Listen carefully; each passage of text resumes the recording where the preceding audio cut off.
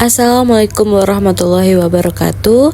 Kami dari kelompok 4. Di sini kami akan membahas tentang bagaimana caranya kita berpikir secara divergen dan konvergen dalam sebuah diskusi. Di sini kami akan bahas tentang pengelolaan limbah batok kelapa yang nantinya akan dijadikan sebagai produk yang memiliki nilai jual yang tinggi. Di sini kami mendapatkan beberapa ide yang nantinya akan didiskusikan hingga mendapatkan ide yang relevan untuk dijadikan peluang usaha bagi ibu rumah tangga. Berikut diskusi dari kelompok kami.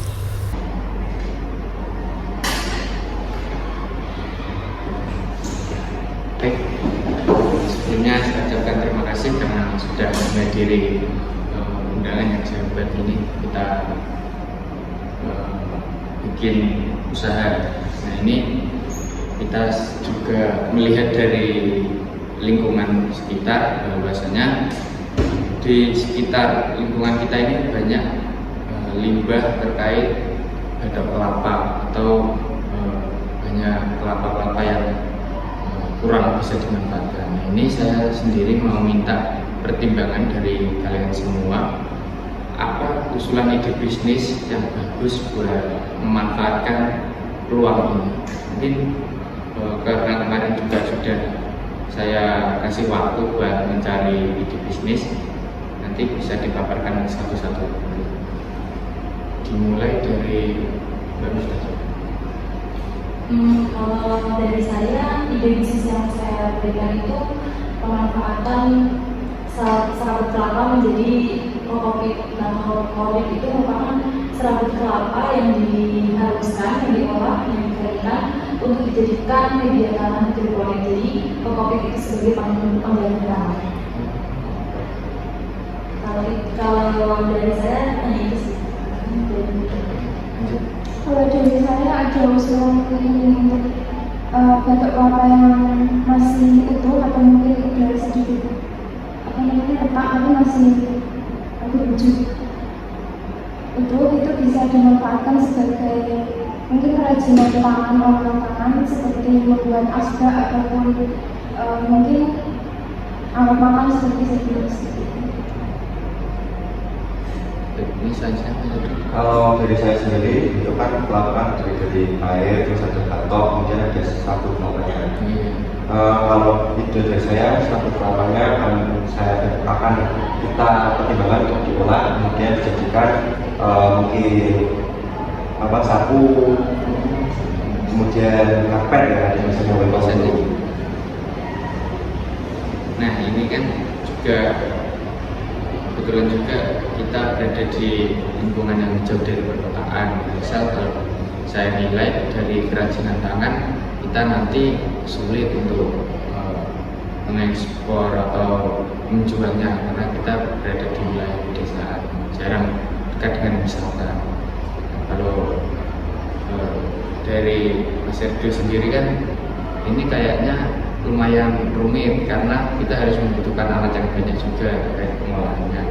Terus dari saya malah lebih condong ke Mbak Miftah ini terkait kopi tadi, yaitu pembuatan media tanam dari serabut kelapanya.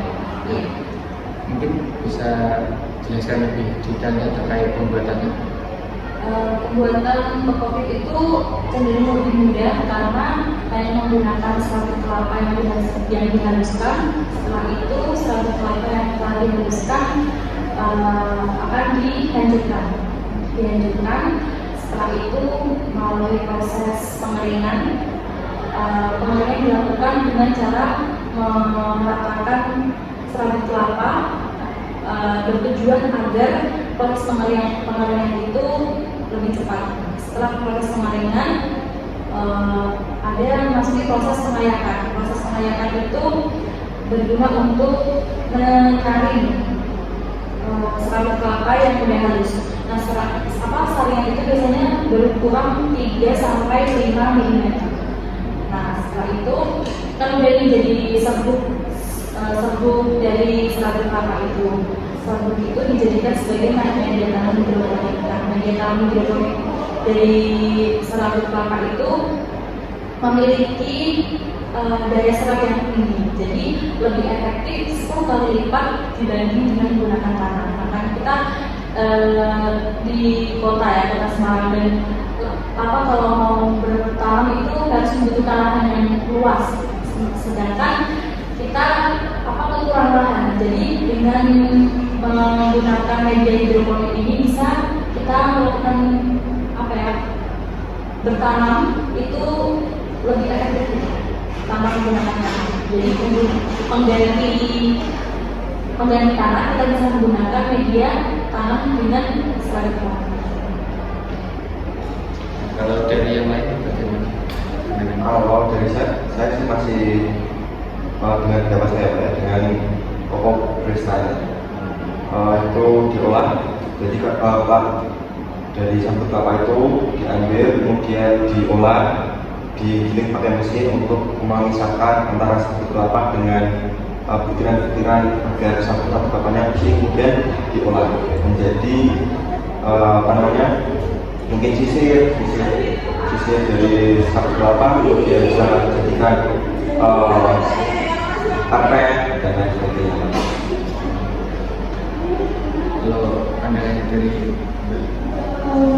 pendapat saya, mungkin saya setuju dengan pendapatnya Mbak Rita, karena terkait jika tujuannya untuk di perkotaan, mungkin kalau kerajinan tangan itu kurang relevan, dimana kalau kerajinan tangan itu identik dengan pas, gantungan kunci, dan lain sebagainya yang biasanya identik dengan lain-lain.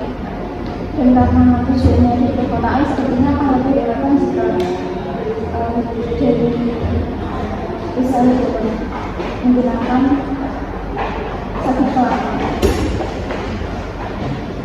Karena ini kan juga kita pakai sistem mufakat, jadi semuanya harus sepakat. Ini sudah ada